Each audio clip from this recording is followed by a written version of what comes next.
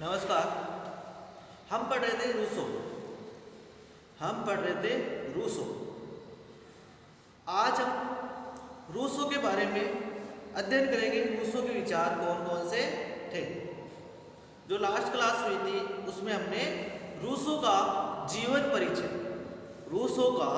जीवन परिचय के बारे में अध्ययन कर लिया था। आज पढ़ रहे हैं रूसो के विचार कौन कौन से। रूसो फ्रांस का बहुत बड़ा विचारक है। कौन? रूसो कहाँ गए? फ्रांस का बहुत बड़ा विचारक है, जिसका जन्म हुआ था स्विट्जरलैंड के जनेवा में।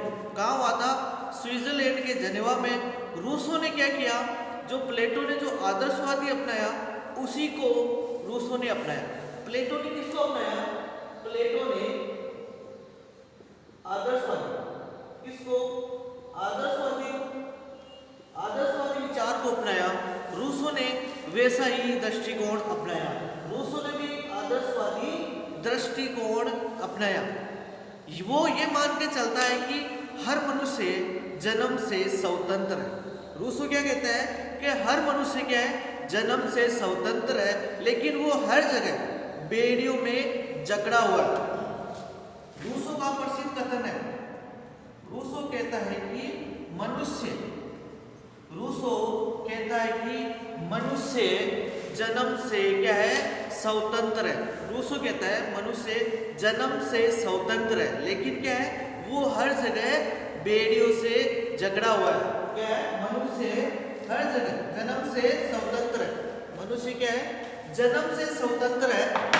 यहाँ से क्वेश्चन बन सकता है, यह कथन किसका है? तो मनुष्य क्या है?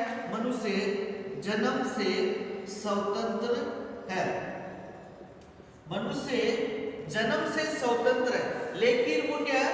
लेकिन वो हर जगह बेड़ियों से जकड़ा हुआ है। बेड़ियों से जकड़ा हुआ है या बंधा हुआ है। रूसो कहता है कि मनुष्य जन्म से क्या है? मनुष्य का जब जन्म हुआ वो स्वतंत्र था, लेकिन वो जब इस समाज में आ जाता है तो वो क्या है? हर जगह बेड़ियों से जकड़ा हुआ है।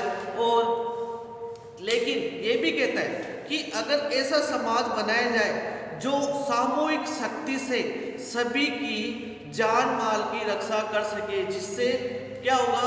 हर मानव उतना ही स्वतंत्र बना रहेगा जितना वो सामाजिक समझौते से या समझौते से पहले था।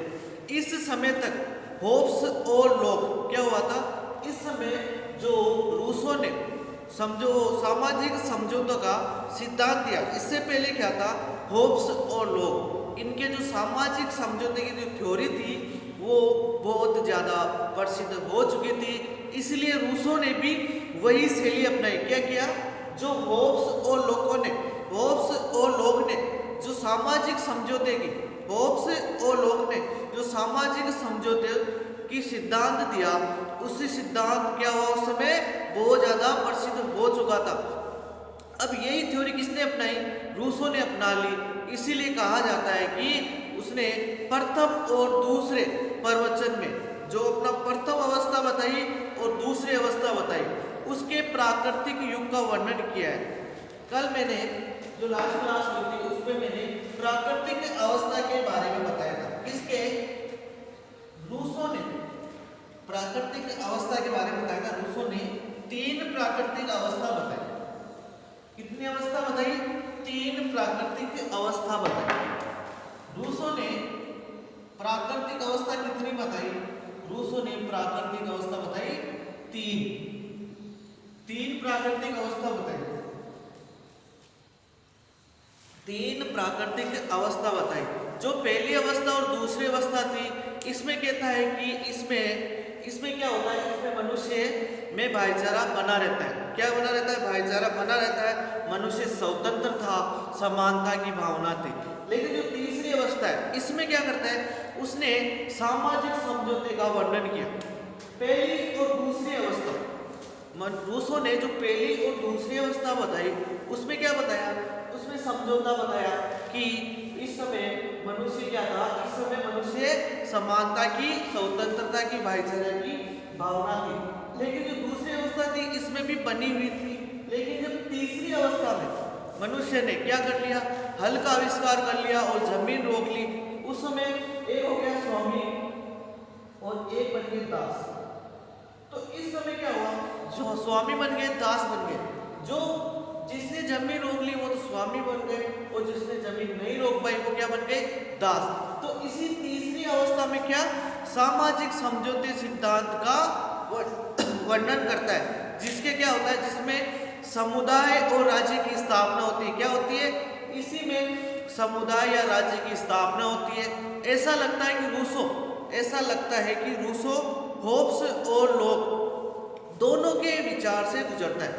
इस सामाजिक समझौता, जो सामाजिक समझौते का सिद्धांत दिया, सामाजिक समझौता जो सिद्धांत दिया, ये सामाजिक समझौते का सिद्धांत होब्स ने दिया, होब्स और लोग। इसके बाद इस समय क्या हुआ, इस समय जो सामाजिक समझौते का सिद्धांत होब्स और लोग, इस सामाजिक समझौते के सिद्धांत की वजह से होब्स और लोग काफी फेमस हो चुके थे, इनको प्रसिद्धि मिल चुकी थी। अब क्या होता है, रूसो भी इसी सामाजिक समझौते सिद्धांत को अपनाता है, क्योंकि इस समय ये फेमस था। और इसने क्या किया, इन लोग होब्स और लोग इन दोनों के जो मध्य है इसका मार्ग अपनाता है, इन दोनों के सिद्धांत के मध्य मार्ग को अपनाता है, क्योंकि इसने होब्स जैसी तो सामाजिक सिद्धांत की व्याख्या की, क्या की व्याख्या की, और कहीं कहीं उसका वर्णन लोग के विचारों से भी मिलता है। क्या, इसका वर्णन लोग के विचारों से भी मिलता है ये, लेकिन वो मौलिक भी है। क्या, वो मौलिक भी है। प्रथम जो अवस्था थी, इसमें क्या कहता है कि ये जीवन था, ये अच्छा था। रूसो कहते हैं जो पहली अवस्था थी, इस समय मनुष्य का जीवन अच्छा था, और इस समय क्या थी, इस समय जो वैज्ञानिक प्रगति थी वो क्या, उसकी निंदा की है, और जिसने लोगों के सादा और नैतिक जीवन और इनको कलाओं को नष्ट कर दिया, आर्ट को नष्ट कर दिया। इसमें जब विज्ञान की प्रगति हुई, इस समय क्या हुआ, कलाओं को नष्ट कर दिया। जब आदिम समाज था, अर्थात पहली अवस्था में जब मनुष्य जंगलों में रहते थे, भाईचारा बना हुआ था, इस समय क्या हुआ, इस समय लोग ज्यादा सुखी थे, सादा जीवन जीते थे। इसलिए वो कहते हैं यहाँ पे मिलजुल के रहते थे, अपने पराये में अंतर नहीं था पहली अवस्था में। लेकिन कुछ मक्कार लोगों ने, कुछ गंदे लोगों ने क्या किया, यहाँ पे संपत्ति बना ली। क्या हुआ, जिससे क्या हुआ, यहाँ पे संपत्ति बना ली। थोड़े लोग धनी हो गए, लेकिन बहुत सारे लोग गरीब हो गए, अर्थात दास बन गए। तभी मानव जीवन में संघर्ष स्टार्ट होता है, शुरुआत होती है। यहीं से मानव जीवन का संघर्ष की शुरुआत